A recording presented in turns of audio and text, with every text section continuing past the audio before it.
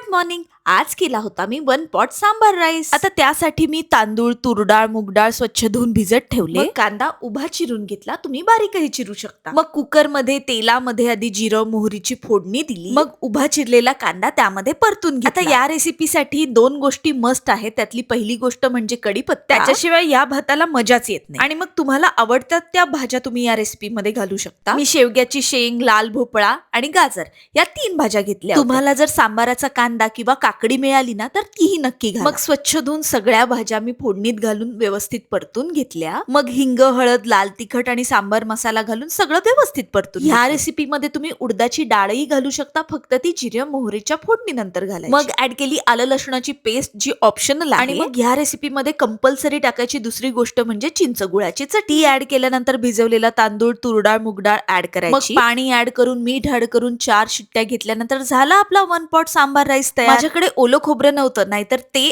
आणि कोथिंबीर ऍड करून याचा स्वाद अमेझिंग येतो. तुम्हाला पण ही झटपट होणारी रेसिपी आवडली असेल तर नक्की ट्राय करून बघा, खरंच अमेझिंग होते.